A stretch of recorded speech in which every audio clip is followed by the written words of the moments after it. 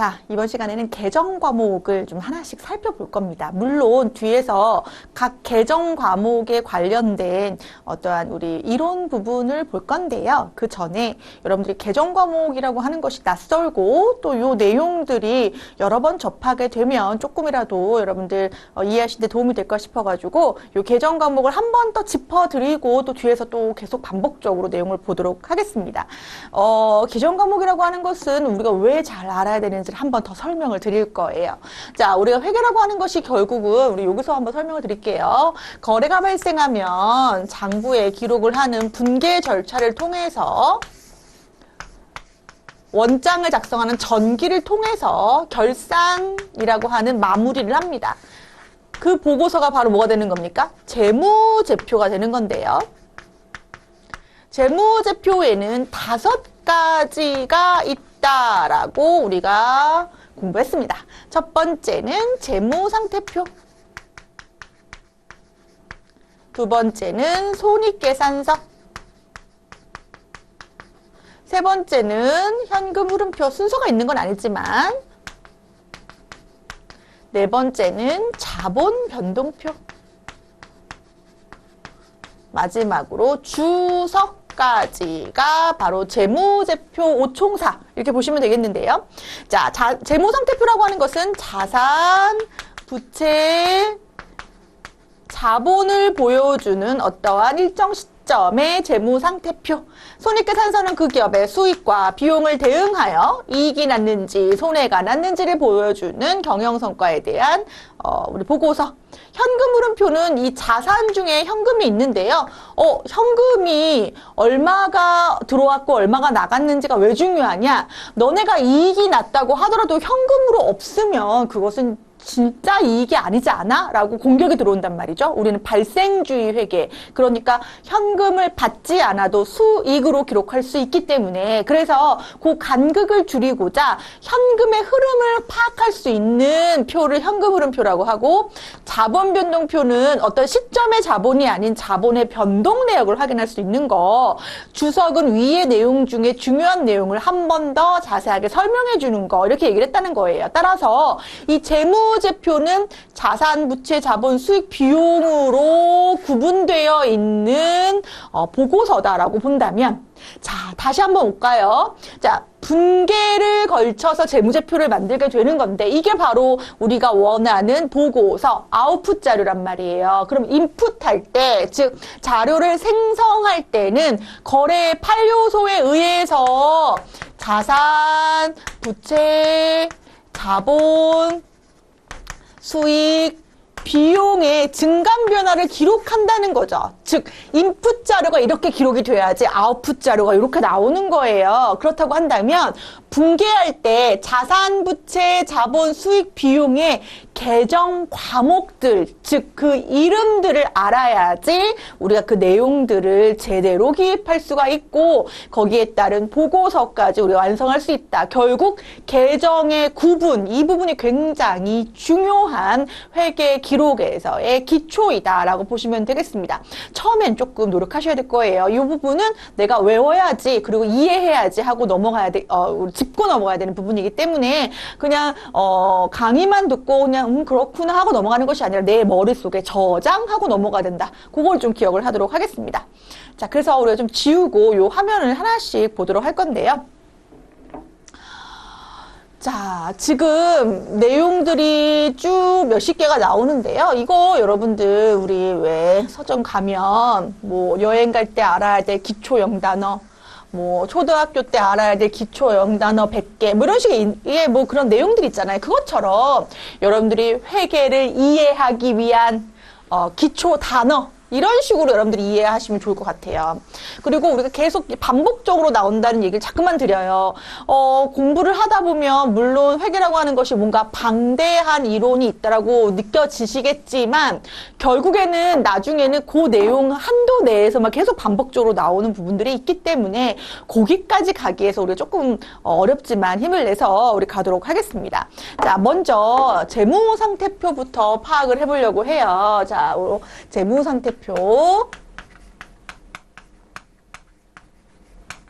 자, 재무상태표는 일정 시점에 기업의 자산, 부채, 자본을 보여주는 표라고 했습니다. 자산, 부채, 자본을 보여준다. 이때 자산이 무슨 자산과 무슨 자산이 나뉜다. 왜냐면 유동자산과 비유동자산으로 나뉜다고 했고요. 자, 부채도 유동부채와 비유동부채.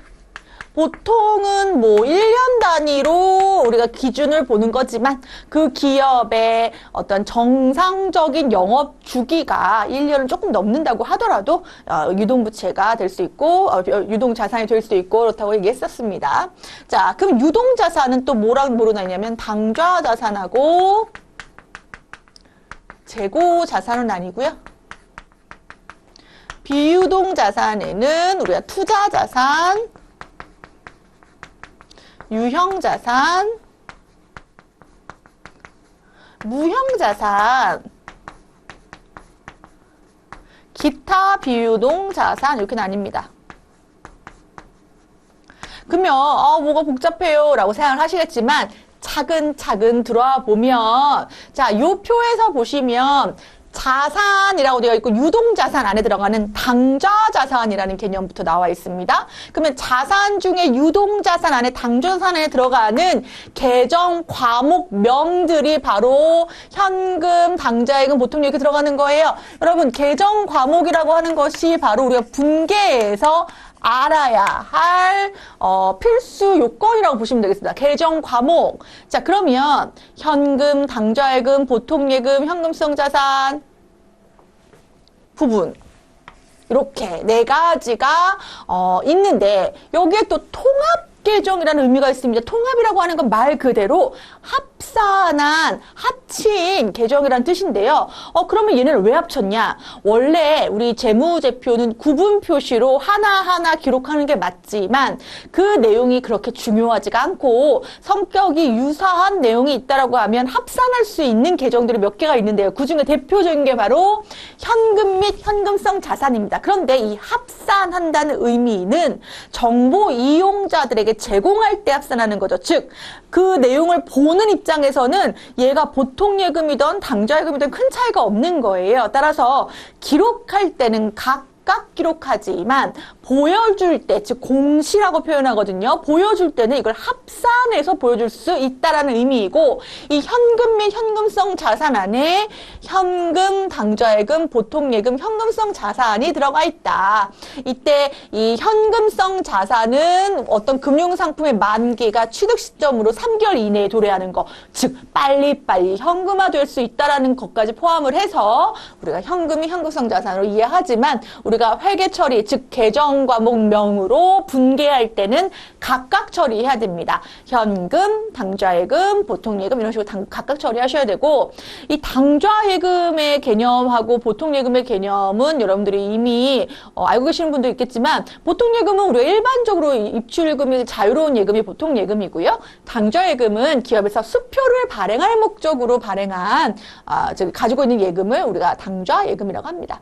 지금 계정 과목의 표에 대해서는 제가 전체적으로 빨리빨리 요약으로 넘어갈 겁니다. 왜냐하면 뒤에서 우리가 내용을 볼 거기 때문에 먼저 여러분들이 우리가 뭐라고 표현하려고 트리, 나무 트리에서 이 구조가 어떻게 되는지를 먼저 파악을 하시는 게 되게 중요해요. 복잡하다고 생각하지 말고 우리가 자산이 유동자산, 비유동자산 중에 유동자산은 두 가지밖에 없는 거예요. 당좌자산, 재고자산. 근데 제가 지금 재고자산을 설명하기 전에 당좌자산 먼저 보고 있는데 왜냐하면 우리는 무슨 법입니까? 유동성 배열법이니까 현금화시키기 쉬운 것부터 유동성이 높은 것부터 배열한단 말이에요. 그래서 재고자산 위에 당좌자산이 있는데요. 이제 재고자산이 판매 목적의 유동자산이라고 하면 그 이외의 자산을 우리가 당좌자산이라고 합니다.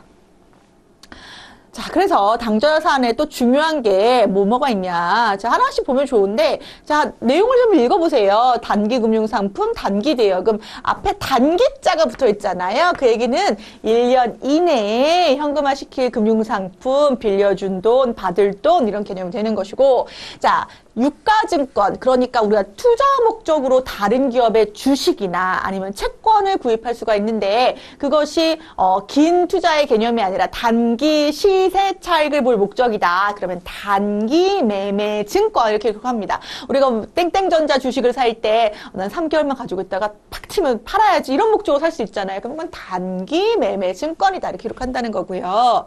자, 여기서 또 중요한 거, 자, 외상 매출금하고 바드러움의 개념입니다. 자, 여기에서 외상 매출금과 바드러움에 대해서 상품 매출이라고 하는 상거래의 개념이 있는데요.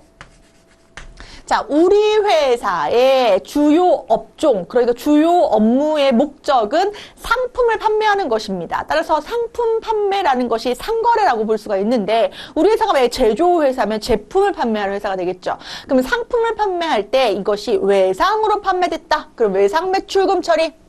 자, 아니다. 우리 어음을 받았다. 어음이라고 하는 것은 해당 날짜에 발행을 하고 만기 날짜, 즉 보통은 한 3개월 단위로 어음을 발행한다고 했을 때 3개월 후에 만기에 대한 시점에 어음의 대금을 은행에서 지급해주겠다라고 하는 약속 증서를 발행하는 걸 어음이라고 하죠. 이 어음을 수취하였다. 즉 상거래 시에 이러한 외상으로 대금을 받기로 했거나 어음을 수취했다. 이 두 가지를 합쳐서 통합 계정으로 매출채권이라고 합니다. 매출채권 되게 중요하고요.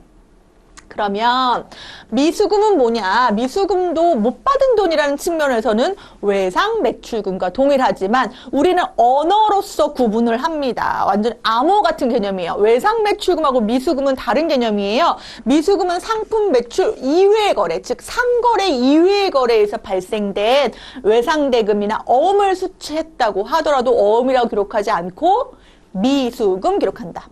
우리 이렇게 가끔 이렇게 가면 요즘 현수막 같은데 미수금 받아들입니다라고 써 있어요. 그러면 거기서의 미수금은 그럼 외상 매출금은 안 받아주시나요? 아니죠. 우리가 그 범용하는 개념으로 못 받은 돈의 개념으로 미수금이라는 단어를 쓰신 거고, 그분들은 우리가 회계학에서 얘기하는 미수금은 아주 좁은 개념인 거예요. 넓은 개념의 미수금이 아니라 좁은 개념, 즉 상거래 이외의 거래의 미수금을 얘기하는 거예요. 따라서 여러분들 여기서 포인트는 우리가 기록하는 이 내용이, 즉 다른 기업의 재무제표를 본다고 하더라도 어떤 기업의 외상 매출금이 많으냐, 어떤 기업의 미수금이 많으냐는 그 내용이 완전히 상이한 거죠. 외상 매출금이 많다는 것은 그 기업의 상품 매출하고 미수대금이 많다는 거고, 미수금이 많다는 것은 상품 매출 이외의 거래, 그러니까 뭐 건물을 팔았거나 가지고 있던 다른 기계를 팔았거나 이러한 미수금이 있다는 뜻으로 뭔가 연속성이 있는 채권이라고 하는 것은 매출 채권이 조금 더 가까운 개념이 될 수 있겠다. 이렇게 이해하시고 넘어갑니다. 따라서 가지고 있는 이 계정 과목의 단어가 의미하는 거래 의미까지 알고 보면 그 정보가 훨씬 풍성하게 우리한테 다가올 수가 있겠습니다. 자, 그 다음에 우리 계정 과목에 미수 수익이라는 개념이 있는데요. 이거는 사실 결산 때 우리 중요하게 볼 거예요. 옆에 이렇게 제가 결산 시에 할 거라고 써 있는 거는 우리 결산이라고 하는 걸 볼 때 우리 보게 될 거예요. 실무에서도 뭔가 결산하면 압박감이 들어오고 뭔가 어려울 것 같은 느낌이 드는 것처럼 우리가 앞으로 배울 결산 부분은 여러분들이 이런 개념이 좀 되게 생경하다라고 느낌이 드실 건데, 어찌됐든 여기서 중요한 포인트는 뭡니까? 우리가 지금 살펴보고 있는 계정이 재무상태표 계정 중에 자산 계정인데요. 지금 뒤에 보시면 수익이라는 말이 써 있어요. 그러면 왜 수익이 여기 재무상태표에 와 있지? 생각을 해보셔야 돼요. 이건 뭐냐면 단기 수익이지만 못 받은 돈이란 뜻이에요. 그러면 넓은 의미에서는 미수금이에요. 못 받은 돈인데 단기 수익이란 뜻이에요. 그래서 미수 수익이라고 하는 것은 못 받은 돈 자산으로 인식하는 게 맞죠. 단기 수익이지만 못 받았다 이렇게 보시는 거 맞고요. 선급금은 내가 계약금을 선급, 미리 지급한 경우를 의미합니다. 그럼 여러분들 생각할 때 선급금이 왜 지급했는데 자산이지? 막 확 헷갈려요. 그 이유는 돈이 나간 걸 생각하셔서 그래요. 근데 여기서 중요한 거는 선급금은 계약금을 내가 지급했어요. 여러분들이 계약금 걸어놨어요. 그러면 그 약속한 날짜가 됐을 때 내가 어느 정도의 권리를 행사할 수 있잖아요. 내가 뭘 걸어놨기 때문에, 계약금을 걸어놨기 때문에. 따라서 해당 선급금은 자산으로 처리한다라고 보시면 되겠고. 그럼 선급 비용은 뭐냐? 비용인데 미리 지급했어요. 왜? 다음 연도 비용인데 미리 지급했어요. 그러면 그것도 뭐다? 자산이다. 이렇게 보시면 되겠습니다. 자, 그 다음에 뭐 쭉쭉 나오는데요. 부가세 대급금, 가지급금, 현금과 부조 이런 게 나오는데, 부가세 대급금은요, 여러분들 이제 부가세 사업하시는 분들은 잘 아실 거고, 아마 이제 일반적인 그냥 우리 학교만 다니는 학생들은 부가세 대급금이라는 개념을 알기가 쉽지가 않은데요.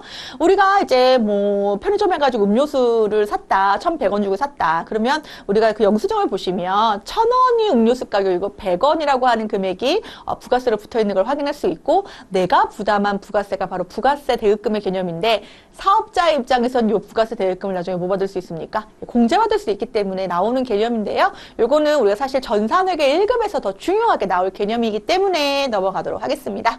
자, 가지급금, 가라고 하는 것은 우리가 회계학에서의 가지급금은 조금 법인세법에서의 가지급금하고 개념이 조금 달라요. 법인세법에서의 가지급금은 대표자한테 돈을 빌려줬다라고 하더라도 가지급금의 개념이 들어갈 수 있는데 그 의미로 사용하는데 우리가 일반적으로 얘기하는 회계학에서의 가지급금은 임시계정이에요. 돈이 나갔는데 그 명칭이 명확하지 않고 그 금액이 명확하지 않은 경우에 가지급금 처리할 수 있다. 현금과 부족도 뭔가 임시계정인데요. 얘도 실제와 장부의 차이가 발생했을 때 나오는 계정입니다. 너무 많아요. 요 내용 뒤에서 또 볼 내용이고요. 이번 시간은 제가 중요하게 말씀드리는 부분만 조금 위주로 보겠습니다. 여러분들이 이번 시간에 파악할 건 뭐라고요? 전체적인 요 뼈대 구조에서 자산은 유동자산과 비유동자산으로 나뉘는데 유동자산 안에 당좌자산 안에 이런 애들이 이렇게 많아? 그리고 그 가지고 있는 의미들이 이렇게 달라?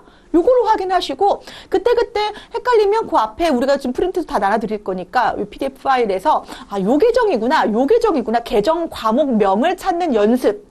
그렇게 하다 보면 요 몇 가지 나올 수밖에 없는 계정 그 성격이 있기 때문에 문제와 딱 병합됐을 때 여러분들이 실력이 확 올라가는 그러한 경험을 할 수가 있겠습니다. 자, 재고자산은요, 판매 목적의 재고자산인데요. 우리가 보통 이제, 제조 목적도 우리가 재고자산이라고 볼 수 있죠. 그래서 여기에는 들어가 있지 않지만, 뭐, 원재료, 제공품, 판매 목적의 뭐 제품 이런 것들 다 재고 자산 안에 들어가고요. 소모품도 제조 과정 중에 소모된다라고 보기 때문에 소모품도 재고 자산 안에 포함이 됩니다. 자, 우리가 여기서 중요하게 볼 것은 판매를 목적으로 매입한 뭐에 대해서 상품에 대해서 재고 자산은 무슨 목적이구나. 판매 목적이구나. 그렇다고 한다면 우리 아까 당좌 자산을 설명할 때 제가 뭐라고 설명했습니까?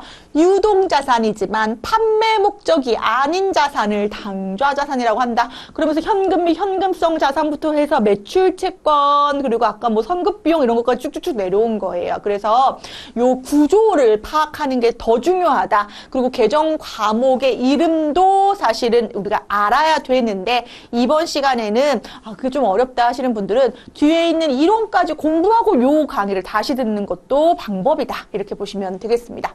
자, 그래서 재고 자산은 판매 목적의 상품이 있구나 정도로 알고 넘어가도록 하겠습니다.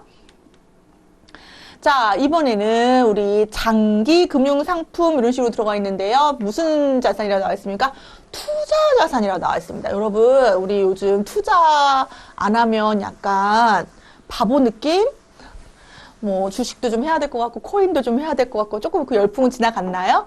기업에서도요 가지고 있는 자금의 여유가 있다. 이걸 유휴자금이라고 하는데요. 이러한 유휴자금이 있다라고 하면 투자 목적으로 사용할 수 있다라는 겁니다. 그래서 투자 자산의 보유가 이루어질 수 있는데 자 지금 보시면 장기금융 상품이 있고요. 자 매도 가능 증권, 만기 보유 증권이라고 유가증권의 종류가 나옵니다. 혹시 기억나실까요? 여기 당좌 자산에서도 유가증권 하나 있었는데 그게 뭐였냐면 단기 매매 증권이었습니다. 이거는 우리 뒤에 나와요. 중요하게 나옵니다. 단기 매매 증권은 어떤 다른 기업의 주식이나 채권을 구입하면서 단기에 시세 차익을 볼 목적에 분명하다. 그러면 우리가 이것을 뭐라고 했습니까? 당좌 자산안에 해당되는 단기 매매 증권이라고 얘기했는데요. 얘는 투자 자산의 성격이 있습니까? 없습니까? 투자 목적입니까? 아닙니까? 투자라는 게 뭐죠? 투자라는 거는 시세 차익을 볼 목적, 그리고 이자를 뭐 내가 가질 목적이 있다. 이게 바로, 투자 목적 아니겠습니까? 단기 매매 증권도 투자 목적이죠. 하지만 1년 이내에 승부를 보는 게임이라는 거예요. 그래서 유동자산 안에 들어가 있는 것이고, 여기서 얘기하는 매도 가능 증권이나 만기까지 보유할 의사가 있는 증권은 투자 목적인데, 투자 자산인데 무슨 자산이라고 하는 거 보니까 비유동 자산이라고 하는 거 보니까 1년 이상의 장기 투자의 개념으로 접근하는 게 맞다라는 겁니다. 또 중요한 것은 투자 부동산의 개념도 되게 중요하게 보겠습니다. 자, 지금 바로미터랑 좀 연결해서 볼까요? 얘랑 좀 비교해보죠. 자, 뭐랑 비교해보냐면 투자 부동산하고 토지하고 비교해보겠습니다. 내가 투자 목적으로 여기 신도시 들어설 거야. 우리 회사 돈으로 토지 좀 사야지. 그것은 투자 부동산이라는 이름을 쓴다는 겁니다. 하지만 여기에 우리 회사 공장을 세워야지 하고 땅을 샀다? 그건 토지라고 쓴다는 겁니다. 지금 같은 땅인데 누구는 투자 부동산이라고 기록하고 누구는 토지라고 기록한다. 이것은 가지고 있는 언어의 성격이 다르다. 투자 부동산은 투자 목적의 투자 자산으로서 시세 차익을 볼 목적이 있다는 거예요. 그 땅 가지고. 그러면 뭐라고 기록해야 되는 것이고 투자 부동산이라고 기록해야 되는 거예요. 토지라고 할지라도. 하지만 공장을 세워서 우리 회사가 앞으로 더 잘 나가도록 우리가 뭐 하겠다. 이 땅을 사서 공장을 세우겠다. 그 경우에는 토지의 취득 목적이 영업활동의 무슨 목적이다? 사용 목적이다. 사용 목적의 유형자산에 대해서 보시면 토지, 건물, 기계장치, 차량 운반구, 비품은 책상, 컴퓨터죠. 이거 책상, 컴퓨터, 에어컨 이런 것들 얘기하는 거고, 자, 건설 중인 자산은 그럼 뭐냐? 자, 기업이 건물을 짓는데 하루아침에 지어지는 것이 아니라 1년, 2년에 걸쳐서 지어진다라고 한다면 그것은 그동안에 들어가는 그 금액에 대해서 건설 중인 자산으로 처리할 수가 있다는 거예요. 이것은 기계장치도 마찬가지예요. 기계 설비가 한 번에 취득하는 것이 아니라 설비라고 하는 것이 계속 뭐 해야 되는 거죠? 뭐 설계하고 또 증축하고 또 뭐 하는 것, 그 과정들이 있잖아요. 그 과정들 중에 들어가는 비용에 대해서 우리가 무슨 처리한다? 건설 중인 자산 처리할 수 있다. 자, 그래서 지금 뭐까지 들어갔어요? 비유동 자산에 투자 자산, 유형 자산. 그럼 무형 자산은 뭐냐? 유형 자산하고 무형 자산하고 이름이 어때요, 여러분들? 비슷하잖아요. 다른 점은 얘는 형태가 있는 거, 얘는 형태가 없는 거. 자, 그러면 유형 자산은 사용 목적인데 형태가 있는 거. 자, 무형 자산은 사용 목적인데 형태가 없는 거. 이렇게 이해하면 되겠습니다. 형태가 없는 거. 자, 그래서 무슨 권 이렇게 끝나는 게 권리이기 때문에. 그러니까 기업이 가지고 있는 권리라고 하는 것은 법적으로 뭐 할 수 있는 거예요? 그 기업만 통제할 수 있는 거죠. 다른 기업 모두 사용할 수 있다라고 한다면 이 기업의 자산이 아닌 거예요. 따라서 특정 기업에서 통제할 수 있는 권리, 이것이 바로 기업에서 영업활동에 사용하는 무형자산, 대표적으로 영업권, 특허권, 실용신안권, 디자인권, 상표권 이런 것들이 있어요. 그런데 누가 튀나요? 개발비 같으네요. 개발비. 소프트웨어 이것도 중요하고요. 개발비 같으네요. 개발비는 비용이 아닌가요? 아니에요. 여러분 뭐예요? 무형자산이에요. 경상연구개발비가 비용이에요. 얘가 비용이에요. 그러면 얘는 왜 비용이 아니고 자산인가요? 자, 우리가 기업들이 이제 더 이상 지금의 현재에 만족하면서 살 수가 없죠. 우리가 알죠. 예전에 굉장히 잘 나가던 기업들이 하루아침에 없어져 버리잖아요. 그 얘기는 이 변화하는 우리의 환경, 생태계에 우리가 적응을 해야 되는데 끊임없이 그러려면 뭐 해야 돼요? 연구하고 개발해야 돼요. 그게 바로 R&D 쪽이라고 얘기하시면 되잖아요. 그렇죠? 그럼 연구 개발에 우리가 투자를 한단 말이에요, 기업이. 그런데 그것을 투자를 했을 때 연구 개발 단계에 들어갔을 때 미래 효익을 예상할 수 있는, 즉 이것이 제품화돼서 시장에서의 어떤 효익을 볼 수 있다라고 한다면 이 내가 투자한 것은 비용으로 날아가는 것이 아니라 나의 자산이 된다는 개념이 되는 거예요. 따라서 경상연구개발비는 내가 투자했지만 뭐 한 거예요? 비용으로 소비된 거고, 개발비는 내가 투자한 거에 대한 무형자산 요건을 충족하게 되면 자산 처리할 수 있다. 뭐 요 내용이 나옵니다. 자, 그리고 기타 비유동자산은 뭐냐? 그러면 여기에 속하지 않은 비유동자산인데요. 대표적으로 요건 알아야 돼요. 임차보증금, 임차인, 내가 임차인이에요. 사무실 빌렸어요. 그러면 사무실 종료 시점, 빌린 종료 시점에 보증금을 받아와야죠. 임차보증금, 환급받을 보증금 얘기하는 거고요.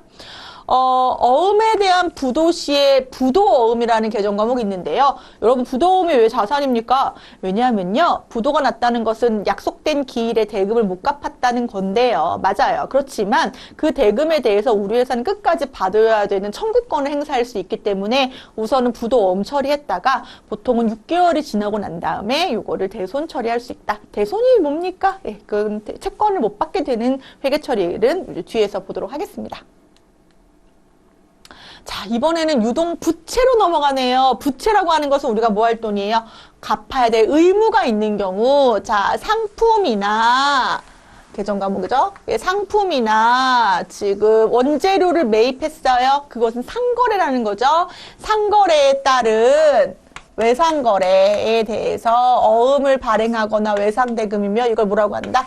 매입채무 통합개정 처리할 수 있다. 하지만 상거래 이외의 거래에 대한 외상대금이나 어음 발행하면 무슨 처리한다? 못 준 돈이 있다라고 미지급금 처리한다. 이것은 아까 얘기했던 매출채권과 미수금의 관계하고 유사하게 연결해서 기억할 수 있겠습니다. 자, 미지급 비용은 뭡니까? 미지급금이에요. 그런데 단기 비용인데 못 줬다라고 하는 조금 더 좁은 의미 미지급금이라고 보시면 되겠습니다. 미지급 비용. 예수금. 예수금 뭡니까, 여러분? 예수금. 자, 우리가 사실 원천징수라는 개념을 잘 알면 좋은데요. 원천징수는 우리가 흔히 얘기하는 기업하고 근로자의 관계에서 많이 발생하죠. 기업이 근로자에게 뭘 줍니까? 급여를 줍니다. 그러면 근로자 입장에서 뭐가 발생하는 거냐면 근로소득이 발생하는데요. 근로자는 이걸 어디다 신고할 의무가 있습니까? 국세청에 이 소득세를 신고할 의무가 있는데요. 이렇게 되니까 국세청도 힘들어요. 왜? 지금 한 명 한 명한테 소득세를 받아야 되는 건데 이 한 명 한 명이 저 소득세 신고할 줄 모르는데요 하면서 계속 세무서에 전화한단 말이에요. 그래서 아예 그래도 좀 뭐한 체계가 잡혀있는 기업에서 이러한 근로소득을 지급할 때 세금이나 4대 보험료를 같이 뭐 해줘요? 아예 차감해서 주는 거예요. 급여에서 얘를 빼서 주는 거예요. 그러면 이 뺀 돈은 기업이 직접 어디다 신고해줘요? 국세청에 신고해주는 거예요. 따라서 기업 입장에서는 급여를 지급할 때 이 차감 징수한 것이 회사가 가지고 있는 돈이 아니라 국세청에 신고해줄 혹은 4대 보험 기관에 신고해줄 예수금 부채가 되는 것이다. 자, 가수금, 우리 가즈금처럼 임시 계정이고요. 자, 선수금, 계약금 미리 받은 거. 선수 수익은 뭡니까? 미리 받은 수익. 왜 미리 받았어요? 다음 연도 걸 미리 받았다. 자, 단기 차입금 개념도 중요하고, 부가세 예수금은 내야 될 부가세의 개념인데, 요거는 또 전산회계 1급에서 중요하겠네요. 자, 유동성 장기 부채는 뭐예요? 약간 짬짬이한 개념이에요. 왜냐하면 유동성이라고 써 있는데 장기부채라고 써 있거든요. 그래서 성격이 상이한 게 붙어 있어요. 이게 뭐냐면 처음에 우리가 차입할 때는 만기가 3년이었어요. 3년 후에 갚는 거였어요. 그러면 이때 차입했거든요. 그러면 당연히 무슨 차입금이에요? 장기 차입금이었겠죠? 만기가 몇 년이니까? 3년이니까? 그런데, 자, 2년이 지난 시점에 보니까 만기가 몇 년으로 도래해야 합니까? 1년 이내로 도래했다? 그러면, 급해진 거예요. 갚을 돈을 우리가 지금 갖고 있어야 되겠죠? 그러니까, 유동성이란 말을 붙이면서, 장기부채였는데, 유동성이 확보됐다. 유동성 장기부채다. 이렇게 기록합니다. 비유동부채에서는 뭐 내용들 보시면서, 임대보증금, 아까 우리 임차보증금하고 구분해서 보실게요. 돌려줄 보증금이에요. 그러니까 임대인들이 경기가 좋을 때는 갑의 위치, 우리 뭐죠? 조물주 위에 건물주 뭐 이런 농담 아닌 농담도 하는데요. 그런데 이제 경기가 안 좋을 때, 즉 뭐 공실이 많이 나고 기업의 그 건물의 임대가 잘 안 될 때는 임대보증금은 다 돌려줘야 될 뭐가 되는 겁니까? 부채가 되는 거거든요. 그래서 임대보증금의 개념은 부채이다. 퇴직급여 충당 부채는 퇴직금을 지급할 의무에 대해서 부채로 기록해 놓는 것을 얘기한다. 자본금은요, 개인 기업의 자본금만 여기선 체크하겠습니다. 자본금에 대해서는 우리가 처음에 발행주식수 곱하기 액면금액을 자본금이라고 하는데, 인출금은 기중에 그 기업주가 개인 목적으로, 돈을 가져가는 경우에 인출금으로 처리하고 이것도 정리하게 됩니다. 자, 여기까지 본 것이 여러분들이 재무상태표의 자산, 부채, 자본 개념을 보신 거예요. 그래서 이 큰 틀을 먼저 파악을 하시고 내가 문제를 볼 때 문제 거래 내용에 따른 계정의 성격 및 계정 과목으로 이렇게 가는 연습들을 하다 보면 여러분들 일주일 안에 누구나 붕괴는 너무 잘할 수가 있어요. 일주일만 투자하시면. 그런데 이건 뭐고 난 누구 여기 어디 이런 약간 그 집중하지 않는 마음으로 보시면 끝도 없이 뭔가 새로운 게 나오는 어렵다라는 느낌밖에 안 나요. 그래서 여러분들 요 나무 요 구조를 먼저 딱 잡고 그 다음에 연 이어서 내용들을 좀 파악을 하시면 좋을 것 같습니다. 자, 그럼 재무상태표 살펴봤으니까 이번에는 손익계산서 개정도 좀 살펴보도록 하겠습니다.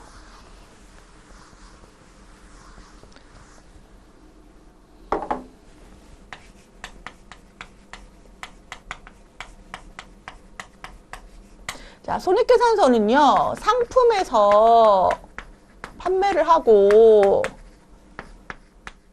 매출 원가를 빼면 매출 총이익이 나오고 판매비, 관리비를 빼고 영업이익이 나오고 자, 영업 외 수익은 더해주고 영업 외 비용은 빼주면 세금 전 이익, 소득세 전 이익, 세금을 납부하면 당기순이익이다. 이 구조를 좀 기억해 보실까요? 이 구조를 기억을 하시면서 내용을 보겠습니다. 자, 우리가 이제 자동차를 판매하는 회사라고 볼까요? 자동차 대리점. 그쵸? 네. 우리 자동차를 사와서 팔아요. 대리점이니까. 자, 1억에 팔았어요. 근데 이 자동차 사오는데 얼마 들어갔냐면 6천만 원 들어갔다고 할까요? 그럼 남는 돈이 4천인 거예요. 이게 매출 총 이익이에요. 이게 마진율 이렇게 얘기를 하는데 이 4천이 남아서 좋다 하면 안 되죠. 왜냐하면 그 대리점 그 임차료라든지 직원들 월급, 뭐 광고비 이런 것들 우리가 부담했단 말이에요. 그래서 2천이 들었어요. 그럼 영업이익이 얼마예요? 2천. 이렇게 되는 거고 우리가 다른 회사에 투자해서 이익이 났어요. 그럼 1천, 이익. 이자 비용 줬어요. 이거는 자동차 판매랑 관계없는 걸 알았어요. 그래서 얼마가 2,500이 세금 전 이익이고 500을 세금을 내면 2,000이 뭐다? 당기순이익이다. 이렇게 얘기했던 거 기억나실까요? 이 당기순이익의 개념, 영업이익의 개념, 매출 총이익의 개념까지 한번 보시면서 여기로 와보시면 지금 우리 회사가 뭐를 하는 회사냐에 따라서 영업활동이냐 영업 외 활동이냐로 구분되는 건데 영업활동이라고 하는 것은 바로 우리 회사의 존재 목적 자동차 판매 대리점 그러면 상품 매출이 바로 영업활동이 되는 것이고 우리가 다른 회사에 투자해서 얻은 단기 매매 증권 처분 이익이나 배당금 수익이나 이자 수익이나 임대료 이런 것들은 우리 회사의 자동차 판매랑은 관련 없는 수익이니까 뭐가 되는 겁니까? 영업 외의 수익이 되는 거죠. 그래서 영업 외 수익에는 뭐가 있다? 이자 수익, 배당금 수익, 단기 매매 증권 처분 이익. 자, 그러면 평가이익은 무엇이냐? 평가이익은요. 재무제표를 우리가 결산 때 작성한다고 하면 결산 때 이거죠. 내가 10,000원에 산 주식이 있는데 재무제표 작성할 때 보니까 요즘 15,000원 하는 거예요. 그러면 10,000원이라고 장부에는 기록되어 있거든요. 5,000원을 더 기록하는 게 좋은 정보인가 고민하게 되는 거예요. 그런데 유가증권은 그때그때 정보를 기록하는 게 중요하니까 우리 기록하자 이렇게 되는 거죠. 기록하자. 그래서 5,000원의 평가이익. 평가이익은 그러니까 실질적으로 뭐 한 거예요? 처분한 건 아니고 요즘 시장 가격이 그렇더라 하고 반영해준 이익을 평가이익이라고 합니다. 그래서 실질적으로 미실현 이익이라고 할 수 있죠. 자, 영업의 수익과 관련된 내용이 이렇게 많아요. 그래서 요거는 우리 하나씩 나중에 살펴보도록 할 거고요. 자, 그러면 요 판매비 관리비는 요 상품의 가격 이외의 비용을 얘기하는 건데, 대표적으로 급여, 복리후생비, 접대비, 뭐 광고 선전비, 세금, 과공가 이런 것들이 있다는 거예요. 예. 뭐 경상연구개발비, 우리 아까 개발비랑 대비해서 보기로 했잖아요. 그쵸? 개발비는 무형자산이었고요.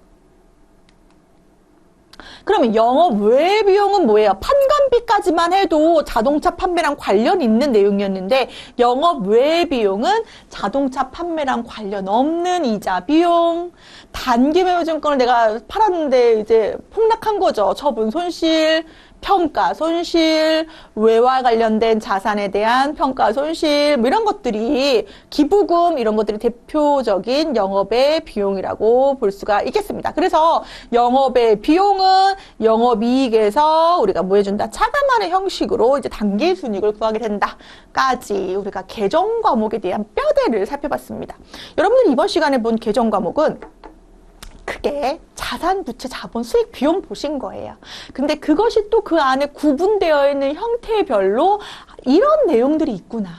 내가 니네를 만나려고 지금 회계를 공부하고 있구나. 이렇게 보시면 되겠습니다. 그래서 요 내용을 보시고 바로 뒤에 나와 있는 분계 연습 100을 하셔도 되고, 아, 나는 아직까지 잘 모르겠다 하면 분계 연습 100을 뛰어넘어서 뒤에 있는 계정 과목 별로 또 다 하나하나 설명해 드릴 거니까 그걸 보시고 분계 연습 100 하셔도 되고, 따라서 결국 우리가 회계 장부를 기록한다는 거, 회계 정보를 생성한다는 것은 분계 형식을 아냐 모르냐로 갈라지는 것이기 때문에 여러분들이 이 분계 위주의 수업을 진행을 했을 때 이 부분이 엑기스다라고 보시고 요거를 딱 잡고 그 다음에 여러분들이 공부하시면서 재무제표 공부하게 되는 거고, 세금 신고하는 거 공부하게 되는 거고, 단계별로 이제 보게 되는 거겠습니다. 그래서 분계에 대한 개념 공부하기 전에, 개념은 공부했죠. 분계 연습을 하기 전에 계정 과목 표를 좀 한번 봤고요. 여러분들께서는 분계 연습 100을 좀 뛰어넘고 뒤에서 난 하겠다 하셔도 상관없다는 거 미리 말씀드리겠습니다. 자, 수고하셨습니다.